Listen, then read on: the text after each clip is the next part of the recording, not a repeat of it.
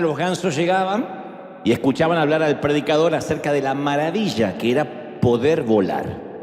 Entonces, el pastor ganso decía, no necesitamos caminar sobre el suelo y quedarnos siempre en el mismo lugar. Así los exhortaba a todos los gansos y les decía, podemos levantarnos en el aire, volar hacia regiones distantes y podemos ir hasta climas más benignos, podemos ir a donde queramos, podemos volar. Y los gansos graznaban, ¡amén! Y después se enfilaban hacia la puerta. No digan amén porque se van a sentir gansos, de los gansos de... Y después se enfilaban hacia la puerta y graznaban caminando a sus casas de vuelta. Lo único que hubieran necesitado hacer era agitar sus alas. Vivían escuchando sobre lo que era volar, pero ninguno finalmente se animó a volar.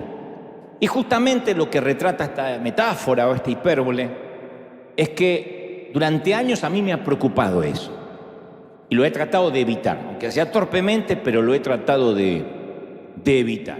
Siempre he tenido el temor de manera sutil, de manera inconsciente, la iglesia, no solo nuestra iglesia, la iglesia en general, termine convirtiéndose en un club elitista privado diseñado para satisfacer a sus miembros. Uno no se da cuenta cuando eso pasa.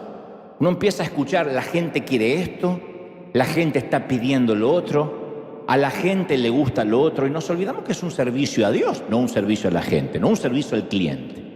Si bien venimos y estamos cómodos, confortables, en este caso con aire acondicionado durante el verano, con calefacción durante el invierno, con butacas cómodas, en este caso hay congregaciones que no tienen ni eso. No obstante, no estamos para satisfacer a la gente, pero uno puede, sin embargo, como líder, como pastor, cruzar esa línea. Cuando uno va a la visión neotestamentaria de la iglesia primitiva, nos damos cuenta que existía la iglesia para el beneficio de la gente de afuera, en todo caso, para exaltar a Dios y para bendecir a los de afuera, no a los de adentro. Entonces siempre mi pregunta recurrente es, cada año me hago la pregunta de cómo hacemos para que cada día nos parezcamos más a la iglesia que Dios tenía en mente. ¿Cómo hacemos para acercarnos cada día más a lo que es la esencia de la iglesia primitiva? Con las lógicas distancias culturales, obviamente no vamos a estar con túnicas y sandalias, hablo de la esencia. Y en todos estos años de ministerio, de llamado, me he dado cuenta que hay un patrón que se repite a través de los años. Toda iglesia comienza con una visión noble, siempre. Nadie funda una iglesia, por lo general, con una visión equívoca. La misión noble siempre es salvar almas, predicarle al mundo, pero a medida que van pasando los años, se genera como un frenesí de actividades internas para que los miembros se sientan más cómodos. Entonces está el pedido, los solteros quieren reunirse, no está mal, no digo que sea un pecado, por favor. Los niños necesitan su sitio, los preadolescentes no quieren juntarse con los adolescentes, los solteros no quieren juntarse con los solterones y viceversa. Los solteros de 20 no es lo mismo que el soltero de 40 porque buscan distintas cosas. Las suegras se quieren juntar y les damos un sótano, bueno, lo que sea. Y como los gansos de nuestra historia, terminamos a lo mejor predicando de que vamos a volar y vamos a predicarle al mundo, pero todo el mundo sigue caminando y nada cambia. Entonces la explicación de esta tendencia a volverse un club, que yo la he vivido mucho como evangelista, recorriendo muchas congregaciones durante muchos años, es que en algún momento de este peregrinar cristiano nos olvidamos que fuimos llamados a servir al mundo. Parece algo infantil, pero se nos olvida. Parece algo trivial, pueril, pero se nos olvida que fuimos llamados a servir. Y es ahí cuando nos convertimos en una simple institución humana. Cuando nos olvidamos del servicio, terminamos siendo una institución humana más, una fundación más. Y entonces la esencia de lo que Dios quería para la iglesia se empieza a desvanecer. Entonces, con el correr de los años pueden suceder dos cosas, a saber, porque ambas son muy graves, son dos patologías gravísimas. Una es, o nos volvemos hipersensibles, no sensibles, hiper, macro, ultra, mega, archisensibles al dolor ajeno o desarrollamos callos emocionales y no nos importa nada. Yo dije que ambas son graves porque los hipersensibles al sufrimiento ajeno a veces sucumben ante el dolor y ya no pueden ser de bendición para nadie, porque todo les afecta, se llevan todas las cargas a su casa, a su hogar y terminan cargando una cruz que no les pertenece. Otros, en su defecto, desarrollan una callosidad que hace que su llamado se parezca a un trabajo más. Vienen a la iglesia a servir como un trabajo más, en el mejor de los casos a servir. Otros vienen nada más a pasar 2 horas. Tampoco son de bendición para nadie, porque etimológicamente son religiosos. No sirven, no afectan, no salan donde hay sinsabor, no iluminan donde hay oscuridad. Entonces, ninguno de estos dos grupos, insisto, los hipersensibles y los que desarrollan callos, ninguno permanece mucho tiempo en el ministerio, ni logra sostenerse en el tiempo.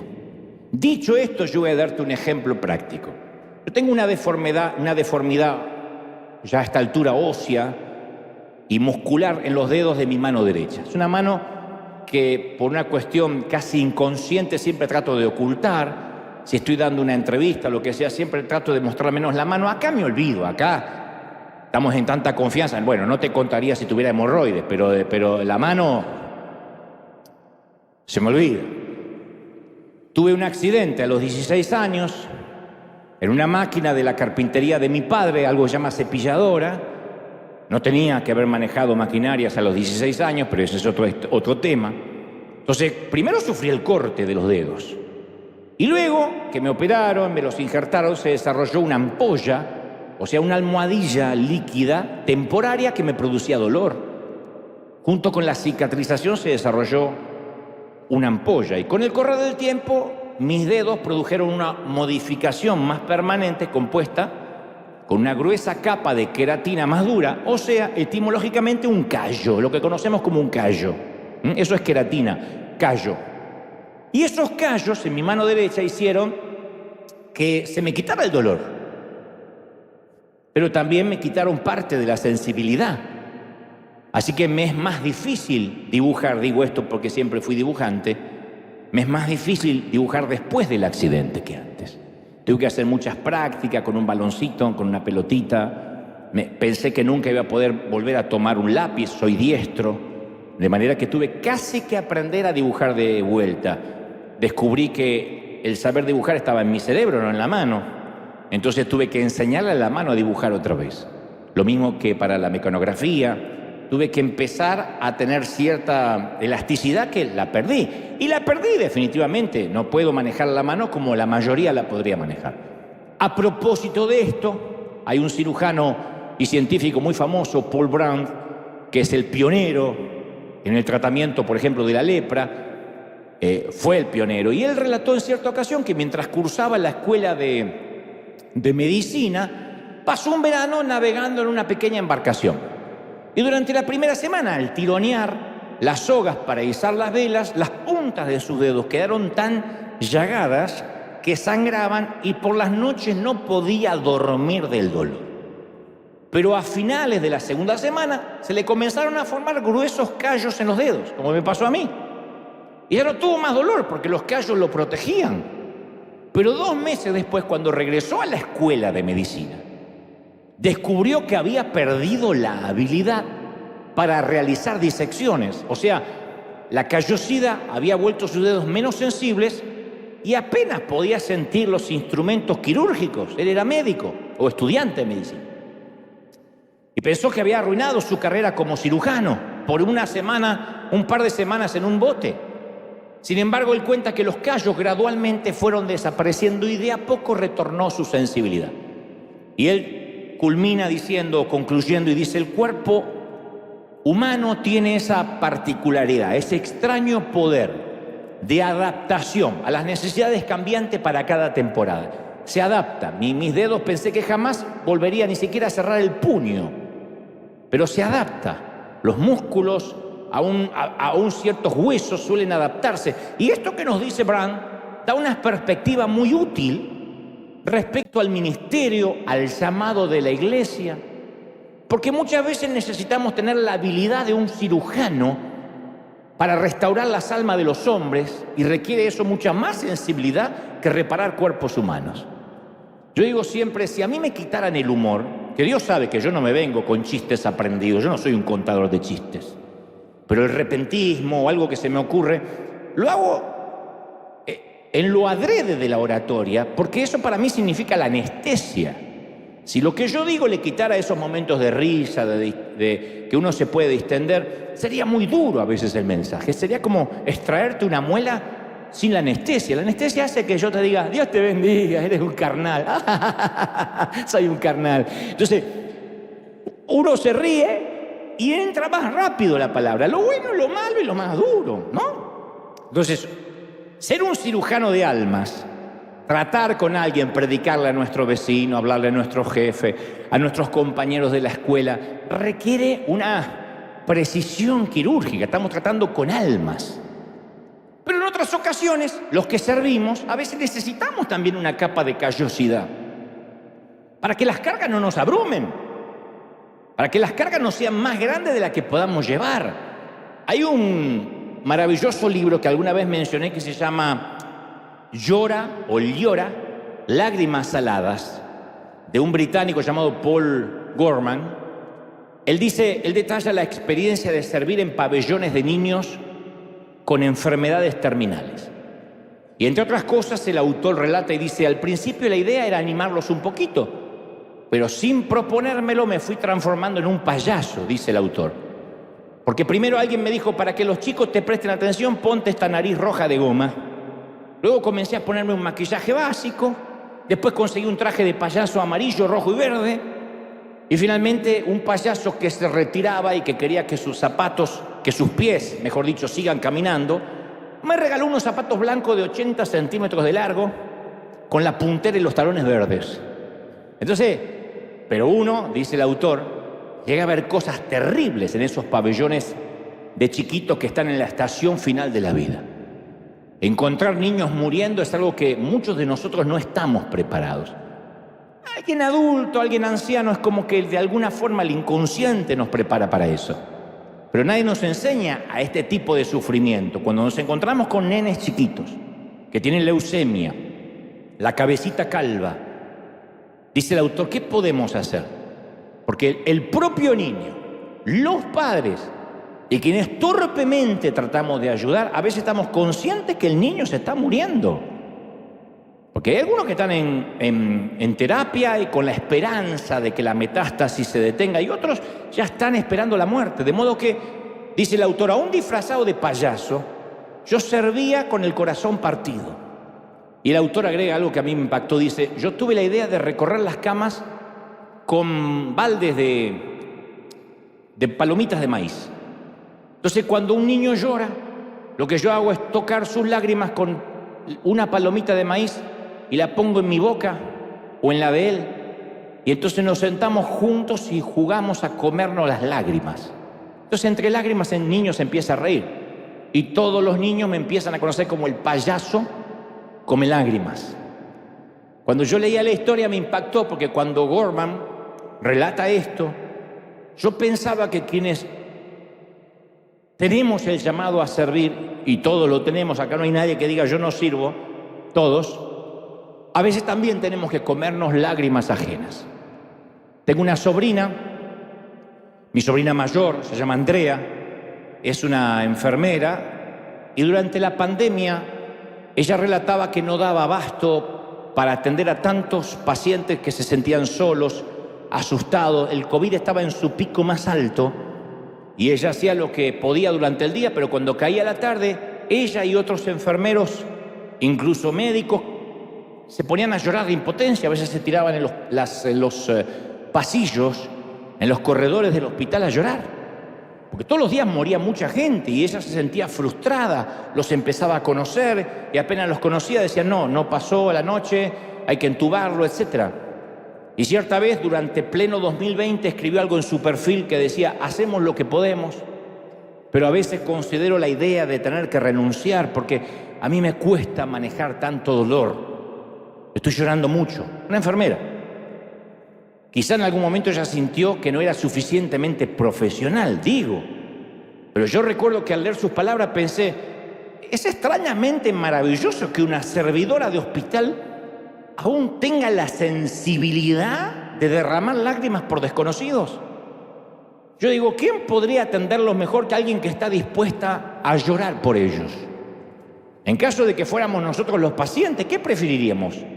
¿Un médico o una enfermera que llorara con nosotros o un frío profesional? Que diga, bueno, se va a morir, quedamos que necesitamos la cama.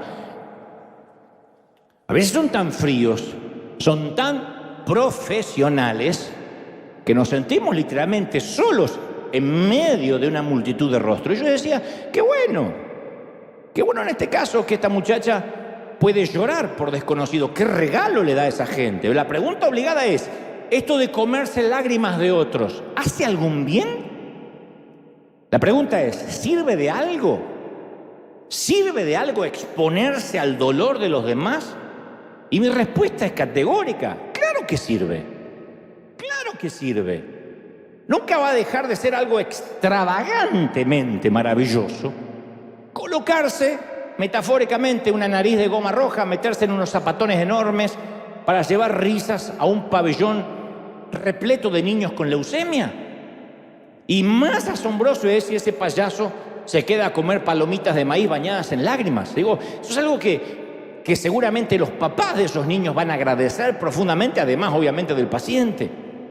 Yo hace poco leí un libro que se llama, hace un par de años, un libro que se llama El sanador herido. Es un librito pequeño que describe la vida de las personas abandonadas y solas que no tienen quien las amen. Y entonces el autor cuenta acerca de un joven pastor que no tenía nada que ofrecerle a un viejecito que tenía que enfrentar una cirugía, excepto lo que le podía ofrecer era su auténtica preocupación porque el viejito estaba solo. No tenía hijos, no tenía nietos, y el viejito estaba dispuesto a morir, estaba entregado. Y este autor dice, ningún hombre puede mantenerse vivo cuando sabe que nadie lo está esperando. ¿Para qué vivir? Cualquiera que regresa de un viaje difícil busca encontrar a alguien que lo espera en la estación o en la terminal para contarle su infortunio, lo que pasó. Todos necesitamos contar nuestras historias tristes con alguien, todos. Todos necesitamos que alguien se quede en casa esperando nuestro regreso si tuvimos una jornada triste. Como dice un querido amigo mío, tengo un querido cura amigo, un monje benedictino llamado Menapace, que tiene su fundación allí en Los Toldos, en Buenos Aires. Él suele decir, las alegrías cuando se comparten se agrandan. ¿Quién mira un partido de fútbol solo y grita un gol solo? Algún fanático. Pero los argentinos nos gusta así, ¡uah! Perdimos 6-0, pero somos campeones morales. Nos gusta eso. Porque las alegrías se comparten y se agrandan.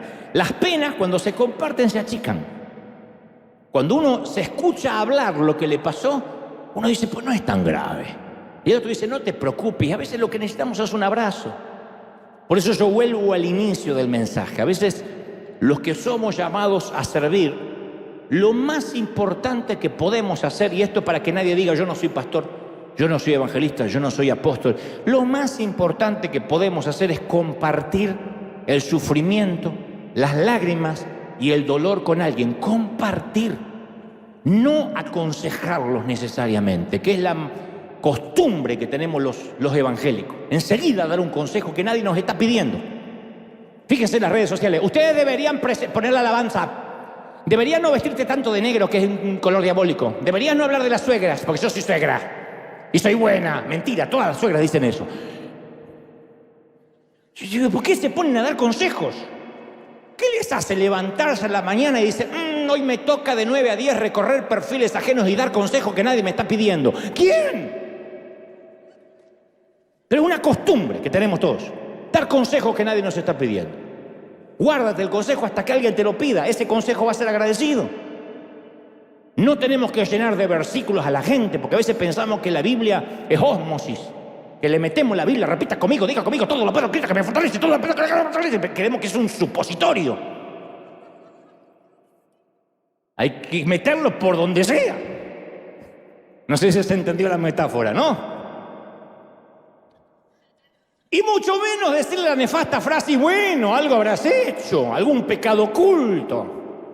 Esa enfermedad no viene porque sí, algo habrás hecho, piensa, porque encima al sufrimiento le agregamos culpa. Por eso a veces espantamos a la gente, porque vamos repartiendo, somos dispensadores de culpa.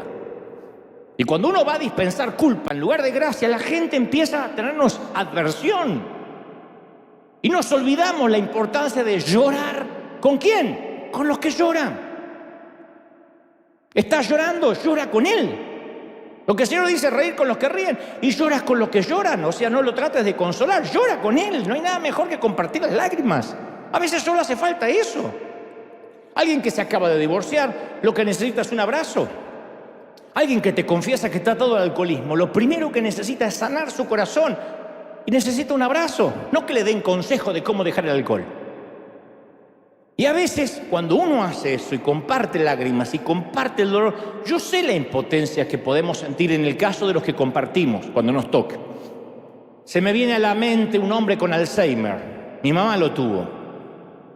Y su hija tratando de suplir sus necesidades, pero cada día se le rompe el corazón al ver el cascarón vacío que queda de lo que alguna vez fue su padre. Es espantoso. Es espantoso. A mí me tocó visitar a mi mamá y ver una cáscara vacía, ver una señora diciendo frases sin sentido, mirando la nada. Es feo cuando el cuerpo sobrevive a la mente. Recuerdo a un niño severamente discapacitado con un cociente intelectual casi nulo. Y los médicos dicen, el nene puede vivir una larga vida, recostado en una cuna, sin movimiento alguno, imposibilitado de hablar, haciéndose encima, teniendo que comer, siempre darle la comer en la boca. Y su madre dedica todo el día a atenderlo, a contenerlo y a amarlo. Y la pregunta dura que nos hacemos es, ¿qué sentido tiene comernos ese tipo de lágrimas? La pregunta más dura aún es, ¿para qué ayudar y sufrir cuando esa gente ni se entera a veces que estamos ahí? Una cosa es cuando uno da a alguien que te lo puede agradecer. Y aquellos que están confinados al lado de una cama con alguien que está en estado de coma, con alguien que lo único que necesita es que estemos ahí, a veces ni se da cuenta que estamos ahí. Esa misma pregunta se la formuló un pediatra alemán que dedicó su vida a chicos con severas discapacidades motrices y mentales, con severas deficiencias. Y cada vez que él reclutaba aspirantes para ayudar lo que aplicaban, les daba un largo periodo, un año casi, de capacitación en el centro de asistencia donde él trabajaba, y después de un año les hacía completar una encuesta antes de contratarlos definitivamente. Y entre las preguntas de la encuesta estaba, ¿qué cambio sucedió en tu vida desde que te comprometiste a trabajar con gente discapacitada? Y las respuestas eran de este tenor. Decían, por primera vez en mi vida siento que estoy haciendo algo realmente significativo. Otro decía, ahora tengo una mejor respuesta al sufrimiento humano y eso hace que brote en mí algo que no conocía, el deseo de ayudar. Ha hecho que me cuestione, dijo alguien más, las cosas importantes de la vida. Ya no me preocupo por estupideces. Yo siempre digo, muéstrame una persona que vive haciendo escandaletes y escenas por babosadas y estupideces y te voy a mostrar a alguien que nunca tuvo un problema realmente serio. Muéstrame una mujer, un hombre que atravesó un cáncer, que atravesó la metástasis, que atravesó, no sé, la diabetes crónica, y te voy a mostrar a una persona que encuentra la manera de alegrarse en el Señor, de sobreponerse, la resiliencia que hay en esa persona. Después está el otro, el histérico o la histérica que hace un problema por una copa que se rompe, por un trancón en el tránsito, porque la suegra lo quiso besar. Y cualquiera de esas cosas, lo último es entendible, pero cualquiera de esas cosas habla falta de problemas de verdad. Alguien más de estos aspirantes puso en la encuesta, yo me he vuelto más tolerante. Todo aquello por lo cual me preocupaba ahora me parece insignificante después de estar todo el día atendiendo a alguien con una discapacidad. Entonces las limitaciones de estos chiquitos le enseñaban a estos voluntarios lecciones de vida, prioridades. El secreto de la sabiduría, diría Salomón, es tener en cuenta qué es lo que importa y qué es lo que no. Prioridades. Aquí hay gente que debe tener más de 50, 60 años y como hay damas no voy a herir susceptibilidades porque todas tienen menos de 30. Pero hagan memoria. ¿Qué nos cambia con la edad? ¿Qué nos cambia? Las prioridades. Hay cosas que nosotros no hacíamos a los 20, no hacíamos a los 30 y no las valorábamos. Pero cuando uno tiene cierta edad, valora otros tipos de descanso, de pausas. Uno empieza a vivir la vida despacito cuando se acerca más a la tumba y se aleja más de la cuna. Cuando uno se aleja del útero y va llegando al sepulcro, uno dice, bueno, porque uno va viviendo así siempre. Sale de la cuna y sale, va viviendo, hasta que pasa los 50 y dice, bueno, ¿qué apuro hay?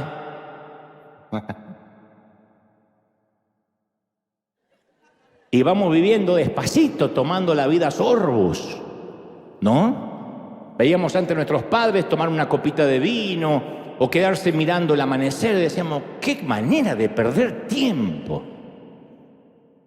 Y de un tiempo hasta la fecha, nosotros nos vemos a nosotros mirando las gallinas y decimos, ¿qué me pasó? ¿Qué cambió? Las prioridades. Cuando uno cambia las prioridades, es algo que ninguna universidad te lo puede enseñar. ¿Qué cambia las prioridades? Un hospital. Una temporada en el hospital.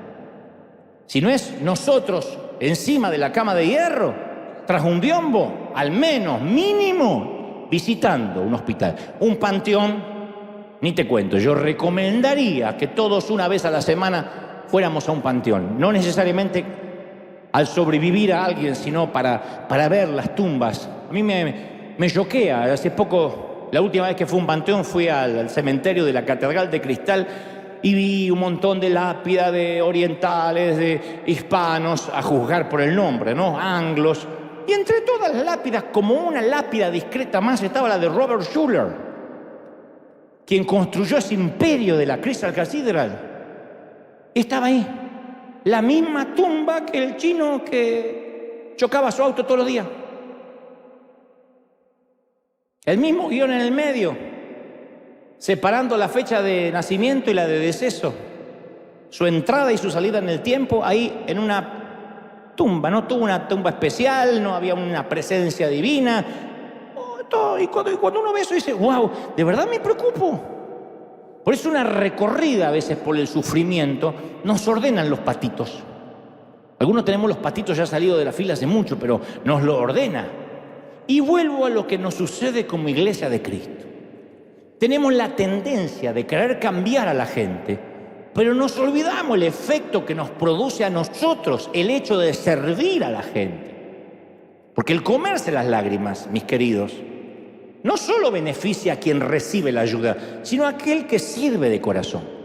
Esto sucede con los servidores de River, los que nunca han salido como voluntarios a repartir comida aquí en Los Ángeles, los que no han tenido la fortuna de ir a Chiapas, a África, no sé, a Cuba, a Venezuela. Se perdieron lo que este equipo de voluntarios dice sentir cuando regresa, ya sea de amueblar una casa aquí cerca, o de trabajar en Tijuana cruzando aquí la frontera, o en Cuba, insisto, en Uganda. Vuelven enriquecidos. ¿Por qué? Porque regresan con una nueva perspectiva de la vida. Conmovidos por las historias de resiliencia humana. Ni te digo si llevamos a nuestros hijos adolescentes criados aquí en los Estados Unidos de América. Porque nosotros somos los padres culposos que venimos la mayoría de la pobreza, de la escasez, de hacer que hasta el papel higiénico dure. Y entonces queremos que nuestros hijos de acá no sufran eso, lo cual es noble. Pero entonces estos son los hijos que después creen que la vida les debe algo. Y se deprimen y se frustran porque no hay wifi. No puedo comer en esta restaurante, no hay wifi, no hay clave. Y no puede comer una hamburguesa 2 minutos porque no hay clave. Porque no puede ver las bobadas que ve en Instagram. Y entonces se frustra. Y nosotros, para que no se frustre, llevamos el nene donde hay banda ancha, para que pueda conectarse, para que el nene no se desconecte. Y se frustra si salió un nuevo celular y no lo tiene porque no puede respirar. Y respira en una bolsa porque le falta el celular. Entonces su umbral de frustración es así. Nosotros, acuérdense, ¿quién de nosotros nos aburríamos? Los de mi generación. ¿Quién podía decir siquiera estoy aburrido? ¿Qué decía nuestro padre? ¡Ah! ¿Está aburrido, señor? Venga que yo le saco el aburrimiento. Póngase a cortar el pasto, limpia la habitación. Nunca decía, estoy aburrido. ¿Qué íbamos a estar aburridos si estábamos viviendo la vida? No, me voy a la calle a vivir la vida, me trepo un árbol. Nunca voy a decir que estoy aburrido. ¿Y cuál es la frase de nuestros hijos? Estoy aburrido. Tienen una pantalla plana así con Netflix, Hulu, HBO, Amazon Prime, Disney Plus. Y no te dicen, no hay nada para ver. Nosotros somos del tiempo en que la tele terminaba y empezaba, ¿se acuerda? Prendía y había un indio, era la señal de ajuste. Y el indio se iba al mediodía y empezaba el noticiero. Y esperábamos los dibujos animados de Tony y Jerry a las 5 de la tarde. Y después la tele se terminaba. Y era una tele que era patrimonio del viejo. Después de las 8 de la noche vos no veías más. ¿Y quién se murió? ¿Quién está traumado? Bueno, no contesten porque... Bueno, a esos hijos, a nuestros hijos le hace falta el experimento, la experiencia, no el experimento saludable de compartir lágrimas. Y cuando una iglesia deja de hacer eso, se estanca, deja de crecer. Ahí empiezan las actividades internas. Hagamos algo divertido para que vengan los solteros. Necesitamos los viernes reuniones de jóvenes con karaoke, café y música para que vengan. Porque como no estamos enfocados en el sufrimiento ajeno, hay que entretener a los de adentro. Y ahí es cuando se cruza la línea. Y por supuesto, cuando toda la fuerza que debería, la energía, debería usarse para afuera, se usa internamente, en vez de explotar, implosionamos. Y ahí empieza el chisme. Ahí empieza el chismerío, y que esta me dijo, y fíjate lo que se puso, y fíjate cómo se viste. Pues claro, es como dijo una vez Luis Palau, la iglesia es como el estiércol. Desparramado hace crecer fruto en toda la tierra. Junto es un olor espantoso. Y Jesús proveyó un modelo para la misión de la iglesia. Entonces, mientras los discípulos debatían quién era el más grande, Jesús toma un cubo de agua y comienza a lavar pies. Juan 13:35 dice, y les he puesto como ejemplo para que hagan lo mismo que yo he hecho con ustedes. Esto lo estoy haciendo como ejemplo. Yo sé de dónde vengo y sé de dónde voy. No se me caen los anillos por hacer esto. Ese es el único sello que identifica una iglesia de verdad. La capacidad de amar y de servir al prójimo. Porque una iglesia hoy en día puede funcionar rápido con un hábil hombre de negocios al frente. Con algo de marketing, buena música, 2, 3 frases de coach que se aprendió por ahí. Dígale que está a su lado, repita conmigo, dile que está a su lado, cuánto tan felices, gloria al Señor, bendito sea el Cordero, dígale que está a su lado, ahora volteate a dos y dile que está feliz, dile que está feliz, dile que está feliz, que está feliz. Y la iglesia funciona. Y encima ponen plata. Pero la pregunta de fondo es, ¿con qué finalidad funciona? Entonces, si no desarrollamos una empatía con el dolor, lo único que vamos a hacer es venir los domingos a la iglesia de por vida, pero de lunes a sábado damos la vuelta a la cara en la luz de un semáforo porque decimos, no, ¿para qué le voy a dar si seguro se lo gasta en alcohol? No, si este chiquito seguro lo mandan a pedir para la droga. Y podemos saltear, levantar el pie así sobre el prójimo que está tirado y en lugar de ser el buen samaritano somos los otros que seguimos de largo. Pero no podemos darle la espalda al sufrimiento ajeno porque las personas sin techo o los que sufren en un hospital fueron hechos a imagen de Dios. Entonces deberíamos servirlas como si ellas fueran Jesús. Y nosotros decimos, no me importa que Jesús esté internado. No me importa que Jesús esté preso. Me importa un cuerno. Yo vengo a la iglesia a pasar un lindo rato. Pablo le dijo a los filipenses, la actitud de ustedes debe ser como la de Cristo Jesús, que se rebajó voluntariamente, tomando la naturaleza de un esclavo, de un siervo. Por eso, lo medular del mensaje de hoy es esto. Quiero dedicar especialmente esta parte a los queridos líderes, a los queridos pastores, que yo sé que nos miran cada semana. Hay ocasiones que uno está muy sensible al dolor ajeno y puede ocurrir algo que no teníamos previsto. Por ejemplo, de pronto nos encontramos gente, y esto le pasa a muchos líderes, a la que alimentamos espiritualmente durante muchos años, y de pronto comienza a levantar rumores, falsos rumores, difamaciones. Y está bien, bienaventurado cuando hablen mal de ti mintiendo, pero caramba que duele. Somos de carne y hueso, ¿no? Ninguno anda con el espíritu suelto acá.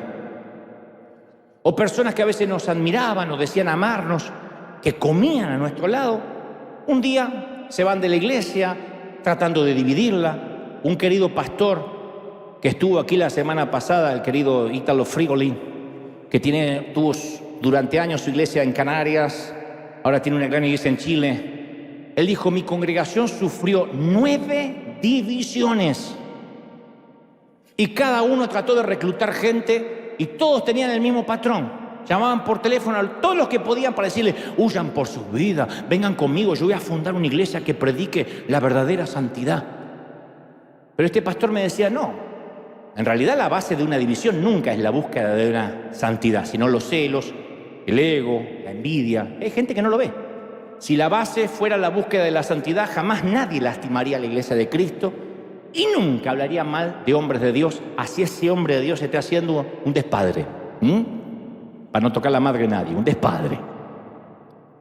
Si la motivación viniese de Dios, no trataría nadie de competir o fundar una iglesia llevándose fruto ajeno, sino que iría a donde nadie va a predicar. Mira, en tal lado nadie está predicando, ahí voy. Pero entonces cuando vemos estos actos de ingratitud y traición, lo hablábamos con este pastor, la sensibilidad, que alguna vez fue nuestra mayor fortaleza, se convierte ahora en nuestra enemiga, porque nos duele. Y los que servimos de pronto entramos en una zona peligrosa. Préstame atención, porque nunca antes había hablado de esto. Ahí es cuando muchos de los que servimos, por comernos demasiadas lágrimas, podemos llegar a envenenarnos con sal. Hay a veces que servimos y la gente es ingrata. ¿Por qué sé que es ingrata? Porque tú eres ingrato y yo soy ingrato. Porque no dice: ay, la gente es ingrata, como que uno bajó de Neptuno. Somos ingratos. Y esa ingratitud nos lastima. Esa es la odisea de los siervos heridos. Entonces, ¿cómo podemos evitar que quienes servimos no quedemos mortalmente heridos? Hay gente que llega acá al café a maltratar a las chicas, otros van al bookstore a maltratar a las chicas y los chicos que están ahí, y son creyentes. Yo los entiendo, este es un hospital del alma, entonces hay gente que toda la semana tienen un jefe que les grita, un marido que las maltrata, y vienen acá y dicen: ¡oh, hay ovejas para maltratar! Y se desquitan.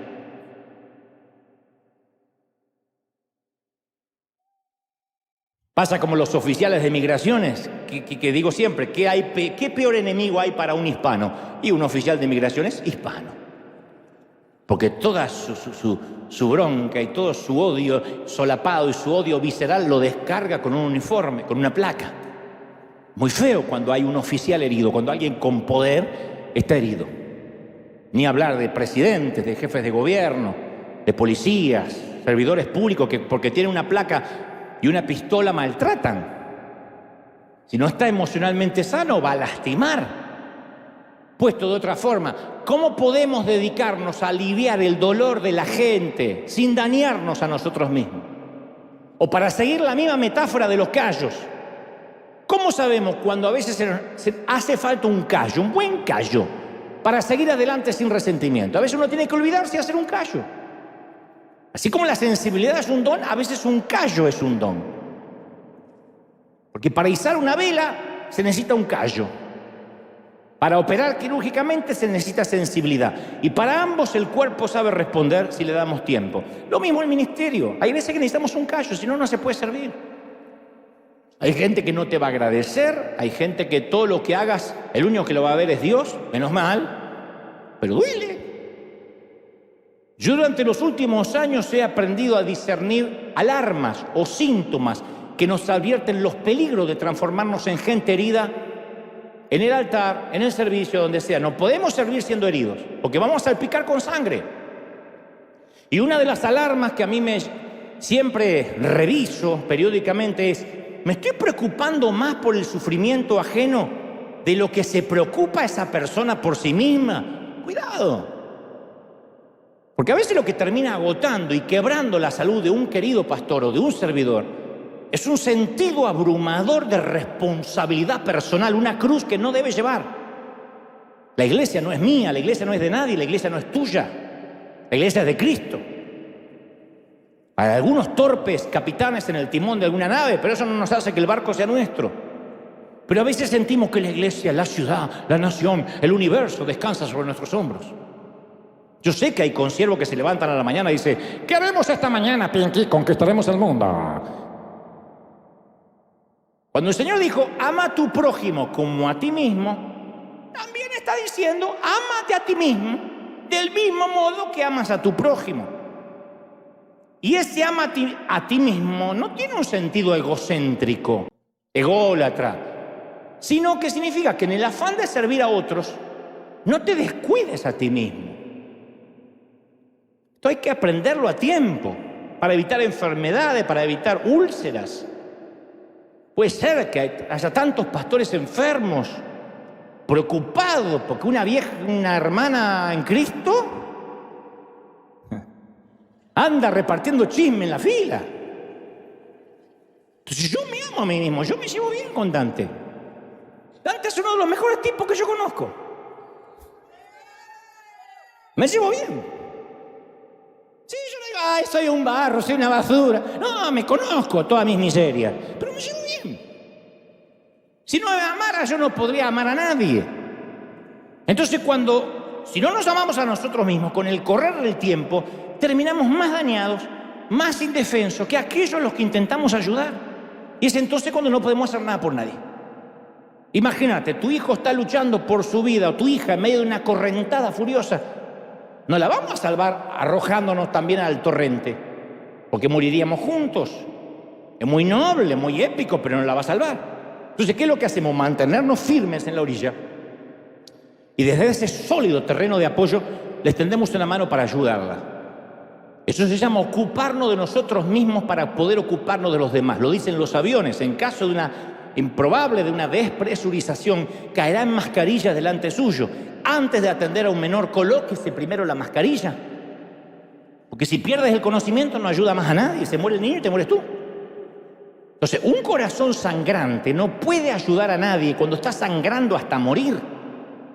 Y a ese síndrome poco saludable de sacrificarse por los otros, yo le llamo complejo mesiánico, el que se quiere sentir Mesías.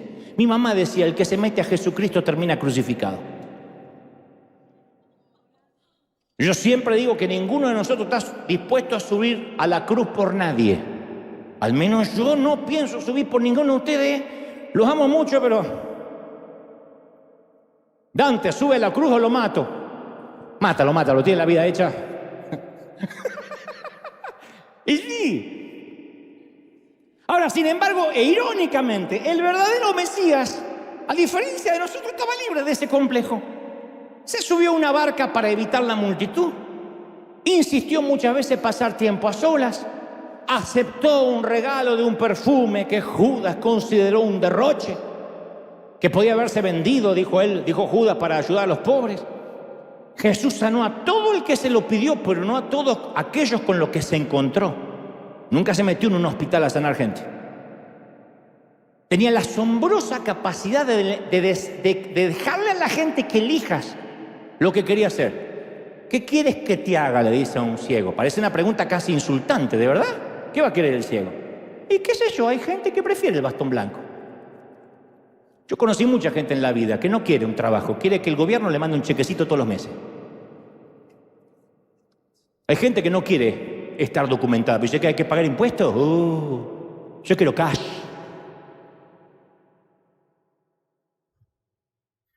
A ese Jesús le preguntaría, ¿qué quieres que te haga? ¿Los papeles, hijo, o prefieres seguir así?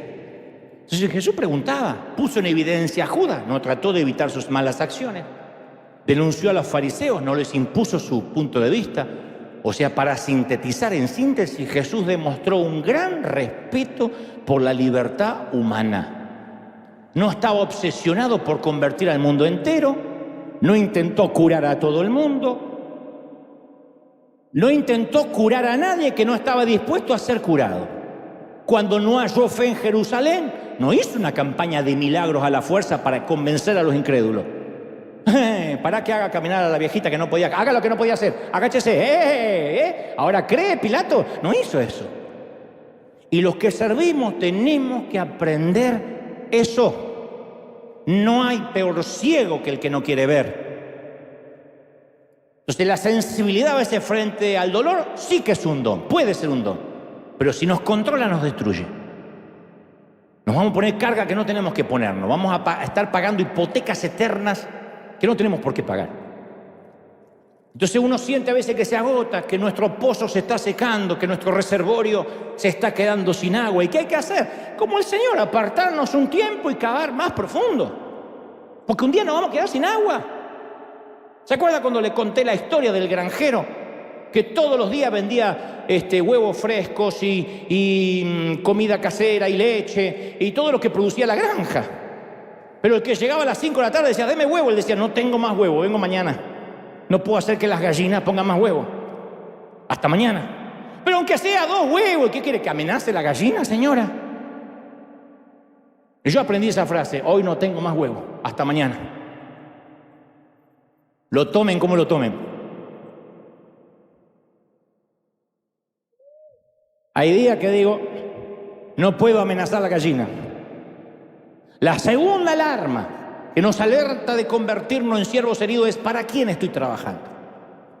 Y si instintivamente decimos, bueno, yo trabajo para la iglesia, para River, yo trabajo para Dante, para el pastor fulanito, para la comisión misionera, estamos en zona de peligro. Acá ningún voluntario, creo, trabaja para Dante, porque si no estaríamos fregados.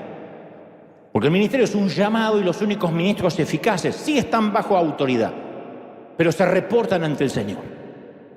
Están bajo autoridad, claro, pero los motiva a servir a Dios. Cada vez que yo leo acerca de Calcuta, la India, es un lugar que convive con la pobreza y la muerte. Nosotros estamos enviando mucha ayuda a la India.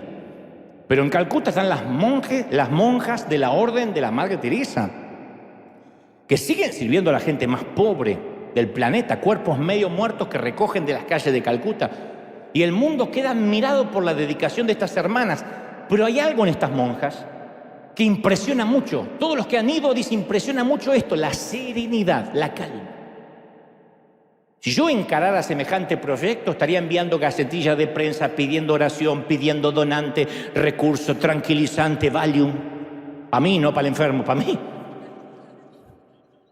Y la serenidad de estas monjas comienza desde muy temprano, antes de que salga el sol. Se levantan a las 4 de la mañana, indefectiblemente, vestidas con su hábito de impecable blanco, caminan hacia la capilla, oran y cantan juntas. Mucho antes de encontrarse con el primer paciente, se sumergen en la adoración y en el amor de Dios. Y en ellas sí hay preocupación y compasión, pero no una obsesión que no las deja dormir. Porque ellos no están trabajando ellas para completar un informe de casos resueltos. Trabajan para Dios, no trabajan para el Facebook, no trabajan para las redes. Comienzan su día con Dios, terminan su día con Dios, y lo que sucede en el medio es una ofrenda al Señor. Entonces Dios y solo Dios determina el valor de sus obras y el éxito que ellas alcancen. Eso es tener claro para quién trabajamos. ¿Cuál es la forma de no quebrarnos? Saber para quién trabajamos. Ustedes no trabajan para el pastor, yo no trabajo para la gente. Sí servimos a la gente, pero reportamos ante quien nos llamó, ante Dios. Y si hay un servidor en River que se está cansando, que cada domingo dice, otra vez me toca ponerme el traje de ujier o el traje de seguridad, o tengo que ir a atender a los niños, es hora de cavar más profundo, detenerse, nadie te va a juzgar. Necesito un tiempo y buscar en mi reservorio más agua. Porque si sigues herido vas a lastimar y vas a maltratar. Y aquí tratamos con gente rota, acá tratamos con almas. Y bajo ningún punto de vista vamos a permitir a un médico maltratador o a un enfermero maltratador. Cuando sientes que tu amor se va encogiendo, es hora, como Jesús, de retirarte y estar a sola con Dios para recordar para quién trabajabas, por qué lo hacías y por qué estás sirviendo. Esa es una de las principales cosas que tenemos que tener claro. ¿Sí o no? Y finalmente, la tercera alarma que nos alerta de convertirnos en siervos heridos es, ¿estoy confundiendo a Dios con la vida? Te voy a contar una historia real, muy real.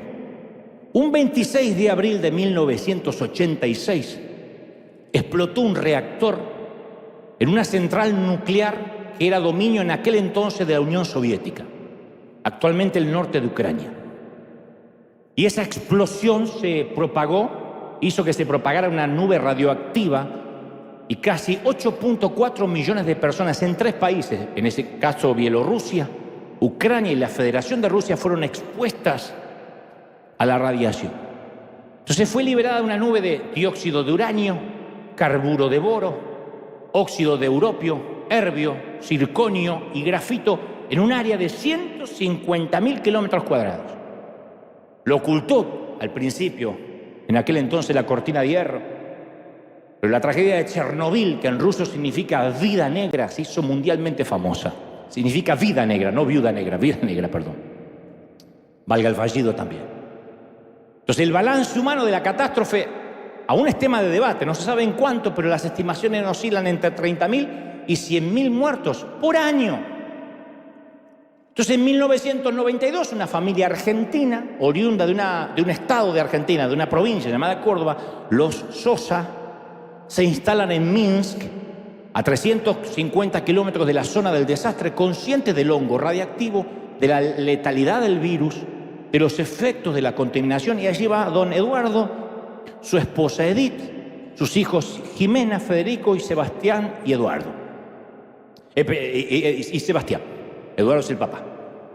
Eduardo, que es pastor, además es médico gastroenterólogo, o sea, un profesional, fue a misionar durante 5 años a Bielorrusia, un lugar radioactivo, con su esposa Edith.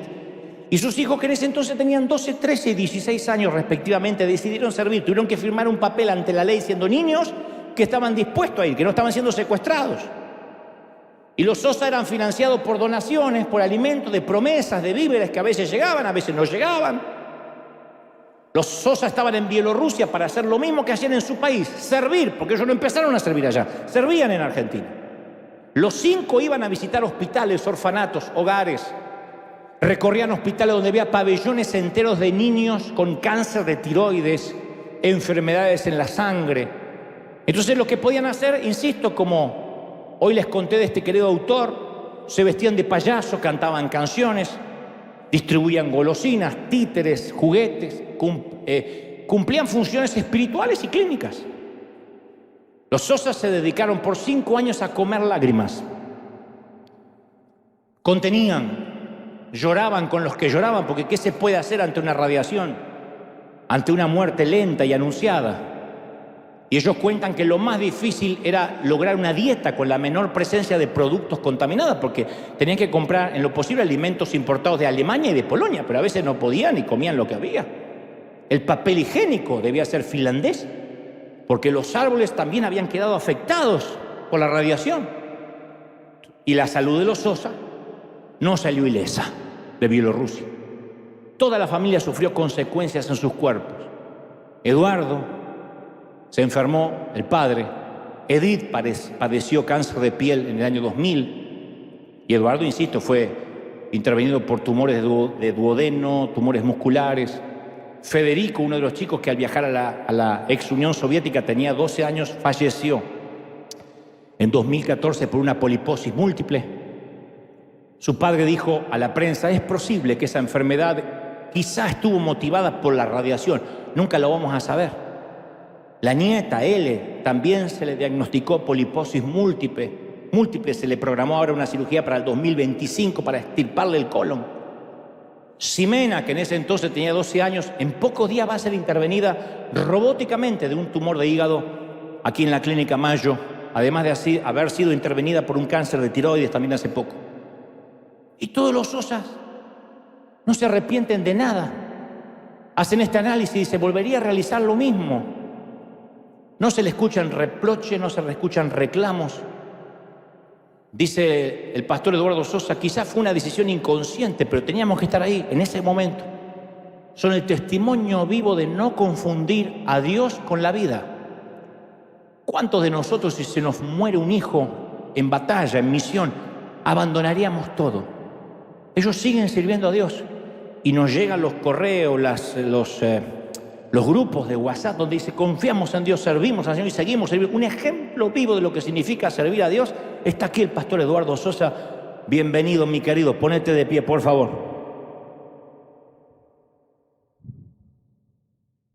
Ponete de pie, que te queremos saludar con un aplauso grandioso. Gracias. Gracias a todos. No,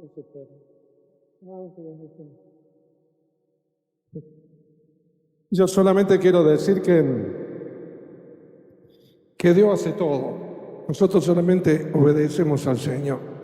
Hemos ido donde Él abre puertas, en los momentos que Él quiere, y también sabemos, como decía hoy, nadie se muere sin el permiso de Dios, ¿no? Federico se murió porque Dios quería. Como padre, entiendo que nuestra obligación es llevar a los chicos al cielo.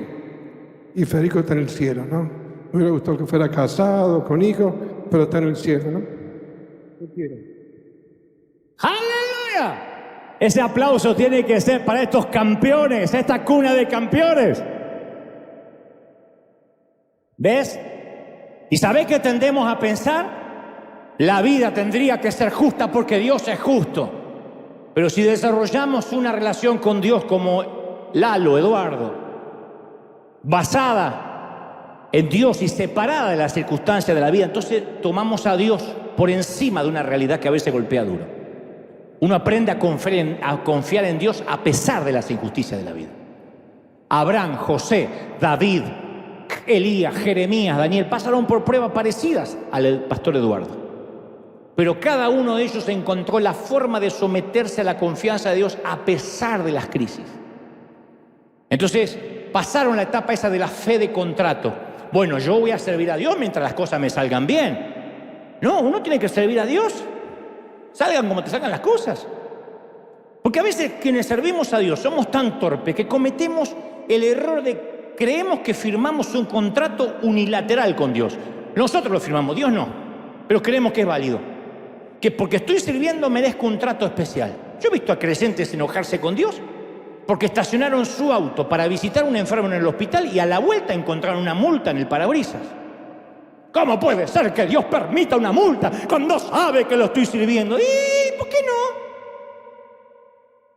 Y yo he conocido a otros misioneros que se han enfermado, ellos incluso han muerto por servir a Dios. ¿Qué teología nos explica ese tipo de situaciones? No confundir a Dios con la vida. En el mundo, en la vida tendréis ¿qué? Aflicción. Pégalo en la nevera.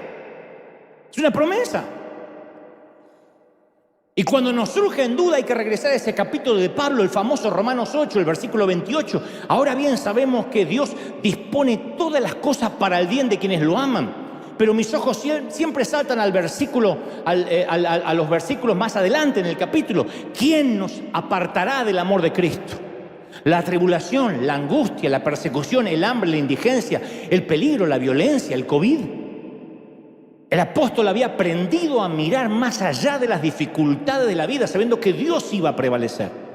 Y después dice, estoy convencido que ni la muerte, ni la vida, ni los ángeles, ni los demonios, ni lo presente, ni lo porvenir, ni los poderes, ni lo alto, ni lo profundo, ni ninguna otra cosa en la creación podrá apartarnos del amor de Dios que se ha manifestado en Cristo Jesús, Señor nuestro. ¡Aleluya! Eso nos ayuda a superar el desaliento. La vida se va a poner peor, claro que sí, es una promesa de Dios. Dijo, levantaos, erguíos la cabeza cuando estas cosas ocurran y sabed que el fin se acerca, pero aún todavía no, se acerca. Entonces yo oro para que cada día podamos visualizar nuestro trabajo como las hermanas de la Orden de la Madre Teresa, nuestro trabajo como una ofrenda a Dios. Solo Dios va a ayudarnos a caminar por ese sendero entre la hipersensibilidad y los callos. Nadie está diciendo que los que servimos somos perfectos, o que la iglesia lo sea. Intentamos cumplir aquello que Dios nos delegó. Y todo padre conoce los riesgos de delegar. Las tristezas y las alegrías que acarrea delegar. Pero ¿quieres un hijo sano? Delega. Un niño que está dando sus primeros pasos tiene que caerse varias veces. Hasta ahora nadie descubrió otra manera para empezar a caminar. Rompiéndose la jeta varias veces. Si no, no camina. Y si la iglesia nos decepciona, es precisamente, ¿sabes por qué la iglesia decepciona mucho? Porque está compuesta con seres humanos. Porque somos un organismo vivo. Ese es el riesgo que Dios decidió correr al delegar en nosotros el mensaje de Cristo. Y todavía hay gente que entra a las iglesias buscando perfección, ¿de verdad? O no comprende la naturaleza del riesgo que Dios corrió, o no entiende la naturaleza de la humanidad. Porque lo que Dios tenía en mente cuando pensó en la iglesia era un grupo de gente rota, intentando amar y servir, payasos, comiéndose las lágrimas ajenas. Todo lo que Dios dijo, le voy a dejar en vez de a los ángeles, a estos. Yo recuerdo un pastor, y con esto culmino, que vivía en una comunidad muy conocida por su falta de sofisticación cultural, campesinos. Y la orquesta improvisada de la escuela secundaria, donde asistía su hijo, cada año intentaba tocar la 9ª sinfonía de Beethoven, que es una de las más complejas del compositor. Y el pastor solía decir, mira, cada vez que estos chicos tocan, creo que hacen retorcer el cadáver de Beethoven en la tumba, aunque el tipo murió sordo. Así que un día, harto de escuchar los torpes intentos de los alumnos del high school por ejecutar la sinfonía, encara al profesor y dice, pero ¿para qué coloca sobre los hombros de estos muchachos la terrible carga de interpretar algo que el inmortal Beethoven tenía en la mente? Ni siquiera, mira que te digo, ni siquiera la Orquesta Sinfónica de Londres logra esta perfección. Y la respuesta del profesor lo dejó atónito. Le dijo, yo no lo hago por los alumnos. Estos pibes, estos muchachos, estos chamacos, ni en sueño van a tocar a la perfección la 5ª sinfonía de Beethoven. Pero lo que toca esta orquesta de la secundaria le va a dar a algunas de las personas de campo que vienen a este auditorio el único encuentro que van a tener en la vida con la extraordinaria 9ª sinfonía de Beethoven que jamás tendrán en su vida. Estos granjeros, estos que ni terminaron la escuela primaria, gente sin cultura, muchos que ni estudiaron, vienen a escuchar a sus hijos, que está muy lejano de la perfección, pero va a ser lo único que van a escuchar de Beethoven en toda la vida. Esta gente no va a ir a una ópera en su vida, nunca va a entrar a un teatro ni va a viajar a Broadway. Capaz que nunca tengan acceso a la cultura musical. Y entonces yo le doy la oportunidad de acercarse lo más posible a lo que Beethoven tenía en la mente. Y nosotros como iglesia nunca vamos a lograr lo que el autor tenía en la mente, pero somos los únicos que hacemos sonar la música del cielo en la tierra como sea. Ya por sí solo como solistas somos un desastre.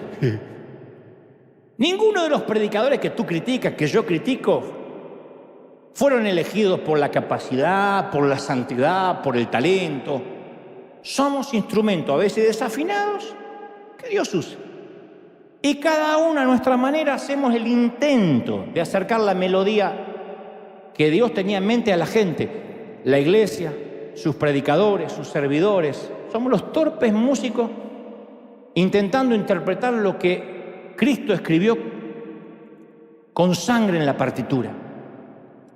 Pero estas iglesias imperfectas, incluyendo a pastores más imperfectos, es el noble intento del gran profesor de hacer la melodía perfecta. Es tesoro, es su tesoro en vasos de barro. Eso somos. ¿Pudo haber delegado su partitura en ángeles? Y claro. Pero eso nos recuerda que la iglesia perfecta no existe, porque tanto el pastor como su gente está compuesta por gente como tú. Y como te digo siempre, no exijas perfección en ninguna parte si tú tampoco la puedes ofrecer. ¿O hay alguno aquí que en vez de Uber bajó de un carro del cielo? Si no puedes ofrecer perfección, no andes por la vida exigiéndola.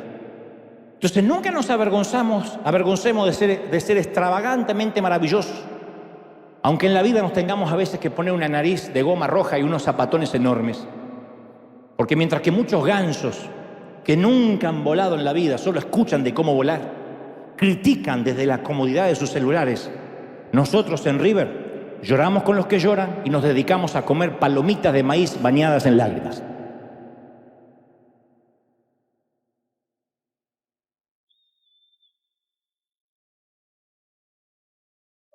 Dale un aplauso grande al Rey de Reyes. Vamos, celebra al Rey de Reyes y al Señor de Señores. Que ese aplauso se escuche hasta Los Ángeles, hasta Tierra del Fuego. Dios ha hablado esta mañana. ¡Wow! ¡Aleluya! Alguien tiene que celebrar más que eso. Esa es nuestra congregación rota, pero vamos a servir, a llorar con los que lloran, a reír con los que ríen. ¡Bendito sea Dios! Levanta tus manos al cielo. Padre, esta mañana Levanta las manos al cielo. Esta mañana, Señor, he hablado lo que creo me has dicho que diga. Este es tu pueblo, este es tu ejército. He tratado de omitir, de no quitar, de no agregar a lo que creo es tu revelación. Y ahora, Señor, me encantaría que repitan esta brevísima oración conmigo, que digan: Señor Jesús. Y aquí también nunca viene de más. Señor Jesús, entra en mi vida. Perdona mis pecados. Anota mi nombre en el libro de la vida. Gracias, Señor. Ahora todos levanten las manos al cielo y comiencen a clamar. Los que sepan orar, los que sepan hablar, los que tienen el don del Espíritu, abran la boca para que el Espíritu la llene como deba llenarla. Padre, gracias por esta mañana. Gracias por esta gloria. Gracias por esta unción. Señor, tú sabrás a quién darle callos por momentos y a quién hacerlos más sensibles. Bendito eres, Señor, que nos ha llamado. Gracias, Señor, por habernos puesto en el negocio de las almas. Gracias por ponernos como enfermeros, como médicos del alma. Levanta las manos y dile: Señor, yo quiero llorar con los que lloran. Yo quiero contener. Qué ejemplo los Sosa, qué ejemplo como él y otros tantos misioneros que pelean palmo a palmo las almas en medio de radiación y en medio de tantos cobardes que en el COVID pedían prudencia y pedían los diezmos desde la casa. Se levantan hombres que no le tienen miedo a enfermarse, a contaminarse, y lo que dicen es: nuestra meta es enviar los hijos al cielo, sea la fecha que sea.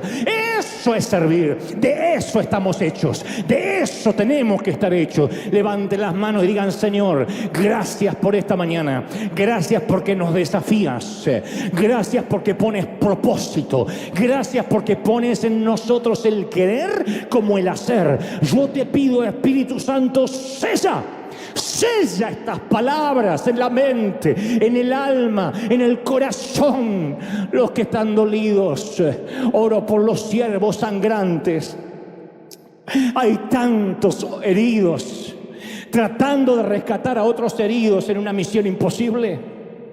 Y el Señor me dice: consiervo, es tiempo de recargar tus baterías, es tiempo de buscar en tu reservorio agua fresca. Es tiempo de no refritar más y buscar aceite, de subir al monte por madera que Dios te dé.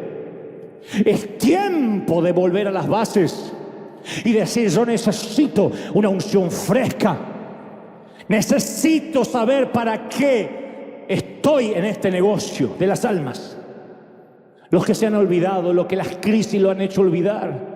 Dios no quiere que tengas una iglesia más grande, ni la congregación más fructífera, ni que andes viajando por el mundo. Dios quiere que llores con los que lloras, con los que lloran. Y lo demás, si quiere, te lo regala, y si viene, viene, y si no viene, no viene. Algunos servirán por años en el anonimato. Algunos servirán por años en la oscuridad. Y no tendrán recompensa de este lado del sol. Pero bendito sea Dios que cada noche te aprueba, y cuando doblas tus rodillas junto a la cama, Él te dice: bien hecho, otro día más, siervo fiel. Otro día más, siervo fiel. ¿De qué sirve la aprobación de los hombres si perdemos la aprobación de Dios? Y Dios nos vuelve a llamar al secreto, y nos vuelve a llamar a buscar agua, y nos vuelve a llamar a subir al monte por talando árboles que Él está pidiendo. No más leña barata, no más agua contaminada, dice el Señor. Yo te estoy llamando a que dejes de sangrar, porque la carga te va a quebrar y vas a envejecer antes de tiempo, mi querido consiervo, líderes, servidores. Esto va para todos. El yugo es fácil, la carga es ligera si le dejas la iglesia a Dios, si le dejas la cruz a Cristo. La cruz le pertenece a Cristo, no somos los redentores de nadie. No podemos ayudar a quien no quiere ayuda. Pregúntale a la gente: ¿quieres cambiar? Porque si no quieres cambiar, no hay oración que lo haga cambiar. A algunos les va a incomodar su teología, pero yo cada día me convenzo más de eso. No hay oración que cambie a alguien que no quiere cambiar. A menos que esté endemoniado y que no pueda dominarse a sí mismo. No hay quien pueda cambiar a quien no puede cambiar. Y Dios dice: necesito que entiendas que hay una carga que no te pertenece. La carga es fácil, el yugo es liviano, y si te está quebrando la espalda, si te estás enfermando anímicamente, es porque hay una carga que no te pertenece. Pero a otros el Señor le dice, cuidado, porque hay callos que han permanecido ahí, por eso no has podido operar quirúrgicamente a nadie, porque eres tosco para hablar, tosco para tocar, porque tus dedos están agarrotados de izar velas. Y las tormentas en medio del océano te hicieron torpe para elementos quirúrgicos. Por eso lastimas en tus mensajes. Por eso lastimas a la gente en vez de bendecir. Y no es sana doctrina, no es poder de Dios, no es que eres un profeta. Eres porque lastimas, porque tienes callos. Y si no recuperas la sensibilidad, Dios te va a quitar de ahí así como te puso. Nadie es dueño de nada. Dios apaga los oxígenos, Dios cierra los pulmotores y se acaba nuestro tiempo de este lado del sol. Entonces Dios te está diciendo hoy, es tiempo de caminar en esa cornisa del Señor, diciendo, Señor, heme aquí, hazme sensible y hazme duro conforme tú quieras, para lo que sea. Padre, gracias por esta mañana. Gracias por esta tu gente, gracias por este tu pueblo. He hablado lo que me has dicho que diga, bendícelos, multiplícalos. Bendiga a Dios tu entrada, tu salida, tu acostarte, tu levantarte. Bendiga a Dios el mes de septiembre. Declaro los últimos 4 meses del año de bendición en el cuerpo, en el alma y el espíritu. Amén, amén y amén. A la gente de otra parte del mundo, chao, Dios te bendiga, nos vemos pronto. Y a la gente de aquí, chao, chao.